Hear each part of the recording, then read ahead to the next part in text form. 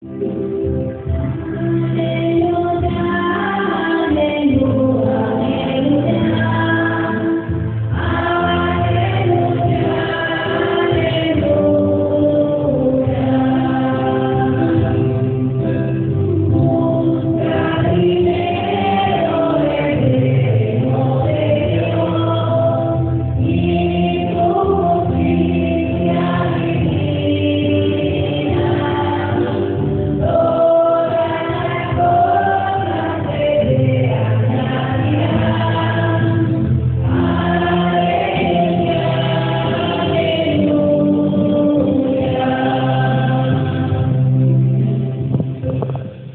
Señor esté con ustedes.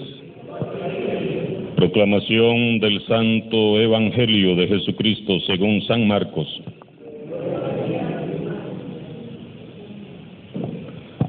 En aquel tiempo, Jesús fue a su tierra en compañía de sus discípulos. Cuando llegó el sábado, se puso a enseñar en la sinagoga, y la multitud que lo escuchaba se preguntaba con asombro: ¿dónde aprendió este hombre tantas cosas? ¿De dónde le viene esa sabiduría y ese poder para hacer milagros? ¿Qué no es este el carpintero, el hijo de María, el hermano de Santiago, José, Judas y Simón? ¿No viven aquí entre nosotros sus hermanas? Y estaban desconcertados. Pero Jesús les dijo: todos honran a un profeta, menos los de su tierra, sus parientes y los de su casa. Y no pudo hacer allí muchos milagros. Solo curó a algunos enfermos imponiéndoles las manos, y estaba extrañado de la incredulidad de aquella gente. Luego se fue a enseñar a los pueblos vecinos. Palabra del Señor.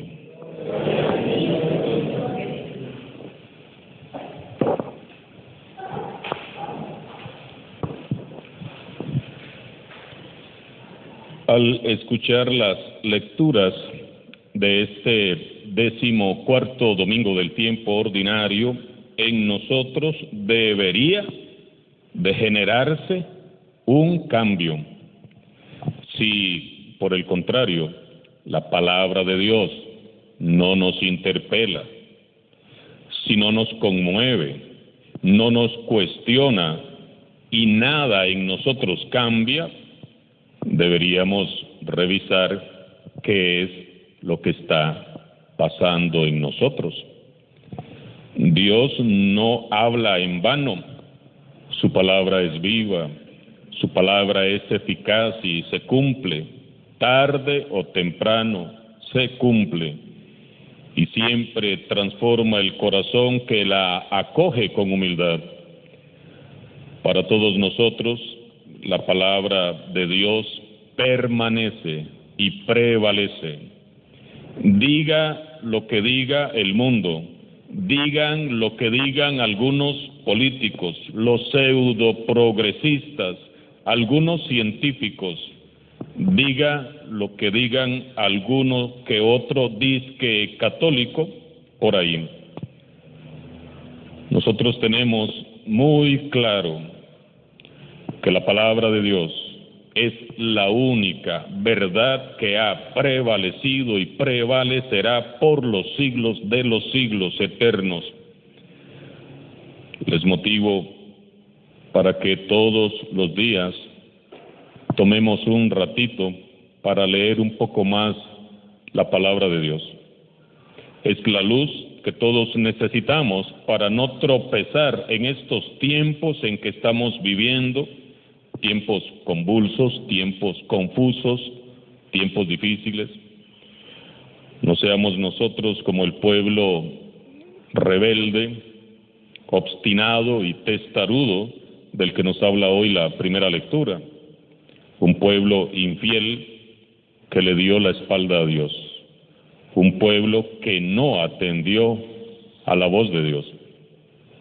Obstinadamente, el pueblo traiciona a Dios una y otra vez, alentándose a sí mismo con falsas esperanzas, creyendo que el destierro que ya estaban padeciendo sería algo pasajero y que las consecuencias de sus desobediencias no serían tan dramáticas.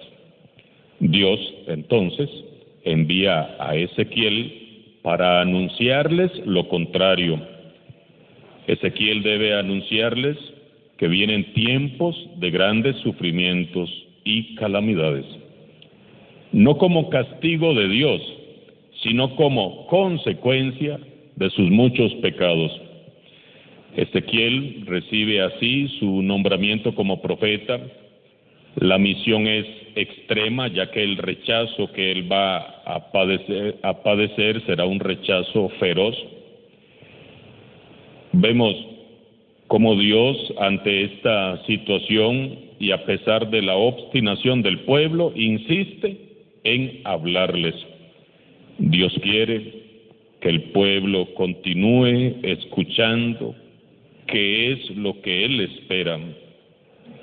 Dios quiere que el pueblo comprenda el grave contraste que hay entre lo que Él quiere y lo que el pueblo hace. Esta fue la labor de Ezequiel, que tuvo que enfrentarse, eso sí, al rechazo y al desprecio de aquel pueblo necio y testarudo.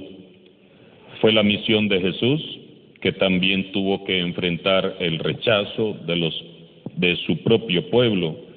Lo acabamos de escuchar en el Evangelio de hoy. Es la misión de Pablo, que en medio de sus pruebas, de sus tentaciones, de sus debilidades, anunciaba a tiempo y a destiempo el Evangelio de Jesús, despertando el rechazo de propios y extraños. Me alegro de las dificultades, de los insultos, de las necesidades, las persecuciones y las dificultades que sufro por Cristo, porque cuando soy débil, entonces soy más fuerte, dice San Pablo en la segunda lectura. Y esta es también tu misión, y esta es mi misión. Nosotros somos los profetas de este tiempo, y como Ezequiel, Jesús y Pablo, también seremos rechazados y maltratados cada vez que hablemos con la verdad de parte de Dios.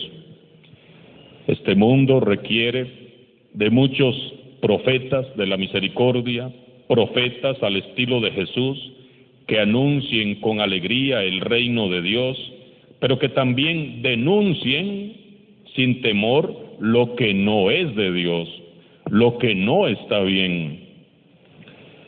Escuchando lo que enfrentó Ezequiel, lo que San Marcos narra y lo que San Pablo nos dice de sí mismo en la segunda lectura, nos damos cuenta de que en realidad nos falta mucho camino aún por recorrer para considerarnos auténticos discípulos, misioneros de Jesús. La mayoría de nosotros buscamos vivir un cristianismo triunfalista, un cristianismo lleno de éxitos, de elogios, de aplausos, un cristianismo sin problemas, sin obstáculos, sin complicaciones, un cristianismo lejos de la realidad vivida por el mismo Cristo. Queremos vivir un cristianismo light, cómodamente instalados, yo en mi casa, Dios en la de todos, sin querer meternos en ningún tipo de conflicto con nadie, guardando silencios que lejos de hacernos prudentes, muchas veces nos convierte en cómplices, mudos ante la injusticia, inútiles ante el dolor de los demás, pasivamente echados en nuestras seguras zonas de confort, muchas veces maltratando a los profetas que Dios nos envía. Todos queremos seguir a Cristo, pero muy pocos quieren ir a hablar en el nombre de Cristo, porque nos da miedo padecer el rechazo que no es desconocido para Jesús. Según el Evangelio de San Marcos, Jesús llegó a Nazaret, acompañado de un grupo de discípulos y con fama de ser un gran profeta que además de predicar de un modo novedoso, hacía milagros extraordinarios. Ya Jesús había liberado endemoniados, había resucitado a la hija de Jairo, había calmado las tempestades y había sanado a muchos enfermos. Un gran profeta ha surgido entre nosotros, decían algunas gentes de las aldeas de Cafarnaún, sorprendidos por las palabras, por los gestos, por los milagros de Jesús. Sin embargo, no sucede lo mismo en Nazaret, cuando Él se presenta frente a sus vecinos y a sus amigos como el ungido de Dios. Contrario a lo que se esperaba, Jesús fue mal recibido en su propio pueblo. Al principio Jesús despierta la admiración. Se preguntaban asombrados, ¿dónde aprendió este hombre tantas cosas? ¿De dónde le viene esa sabiduría y ese poder para hacer milagros? ¿Qué no es este el hijo del carpintero, el hijo de María y hermano de Santiago, José, Judas y Simón? ¿No viven entre nosotros sus hermanas? Y estaban desconcertados. Y después del asombro vino la incredulidad, al punto de que Jesús, después de curar a algunos enfermos que sí tenían fe, se marchó de allí. Dijo Jesús: todos honran a un profeta, menos los de su tierra, sus parientes y los de su casa. Nazaret se quedó sin el profeta de la misericordia de Dios. Se quedó sin milagros y lo peor, se quedó sin Jesús, porque Él se marchó a otro lugar. Dice San Marcos, se extrañó de su falta de fe. Frente a la desconfianza y el rechazo de sus vecinos, encontramos a un Jesús que los mira con asombro. ¿Por qué estaba asombrado Jesús? Porque no tenían fe. Él llegó para ofrecerles a todos vida, salud, alegría, esperanza. Y su ofrecimiento es rechazado por los vecinos que, lejos de escucharle y atenderle, se limitan a recordarle cuál es su origen y cuál es su oficio. La incredulidad incapacitó a los nazarenos para acoger por fe la gracia de Dios y la sabiduría que estaban escondidas en aquel sencillo carpintero de Nazaret. La incredulidad mata la fe y la fe mata la incredulidad. Repitamos esto juntos. La incredulidad mata la fe y la fe mata la incredulidad. Nos tiene que quedar bien claros. La incredulidad siempre va a matar la fe, pero la fe siempre matará la incredulidad. Le pasó al pueblo de Israel en tiempos antiguos, le pasó a los nazarenos ese día, le pasó a los contemporáneos de Pablo y nos pasa a nosotros también. Nuestra falta de fe, no creer en Dios, el no escuchar y atender su palabra, el no aceptar su omnipotencia, el no confiar en sus sabias decisiones, el no aceptar su perfecta voluntad, todo eso nos hace impermeables a la gracia, que es Dios mismo, y a sus gracias y favores.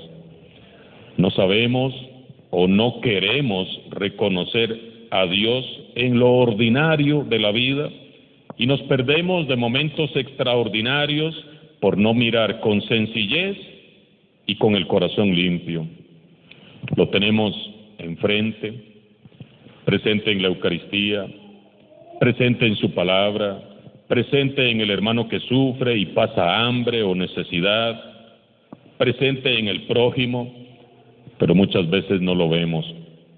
¿Cuántas veces habrá pasado Jesús a nuestro lado sin que lo hayamos reconocido, sin que lo hayamos notado? Escuchamos su voz por medio de su palabra, pero no le creemos.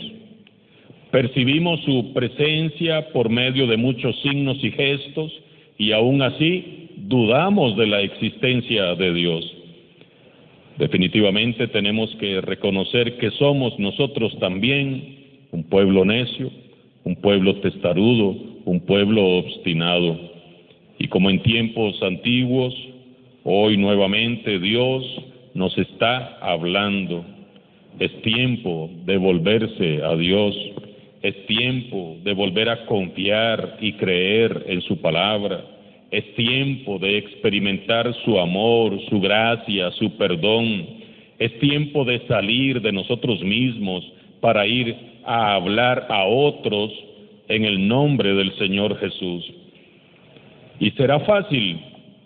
No, no será fácil. Este desprecio que experimentó Jesús en Nazaret es para todos nosotros sus seguidores una advertencia de lo que espera a quienes decidamos seguir su camino. Quizás los primeros incrédulos que pondrán entredicho nuestra fe será precisamente nuestros amigos, nuestros vecinos y familiares. A todos los que han sido despreciados, desprestigiados, maltratados por causa de Cristo, yo les digo hoy, alégrense, porque Jesús fue el primero en ser rechazado. Y su gracia nos basta. Ánimo, no renuncien, no desistan. Sigamos anunciando a Cristo Jesús. No dejemos que nos roben la alegría del Evangelio. Oremos a Dios en esta Eucaristía para que Él nos aumente la fe. Y esta fe encendida en su amor disuelva toda incredulidad, que al salir de este templo vayamos con una fe nueva y renovada en el Señor. Oremos para que el Espíritu Santo suscite en nuestra comunidad parroquial profetas de la alegría, profetas de la esperanza, hombres y mujeres que reaviven nuestras comunidades, profetas que nos hablen de Jesús y de su Evangelio. No tengamos miedo de dar testimonio de Cristo vivo y resucitado. No tengamos miedo nunca de ser rechazados por amar a Jesús. Solo hay un miedo que debemos de tener. Decía San Agustín, tengo miedo de que Jesús pase, porque podría en efecto pasar sin que me percate, pasar sin que yo esté dispuesto a acogerle. Que el Señor abra nuestros ojos, nuestros oídos y nuestro corazón para que, pasando Jesús frente a nuestros ojos, no pase desapercibido. Que esta palabra nos transforme hoy el corazón. Alabado sea Jesucristo.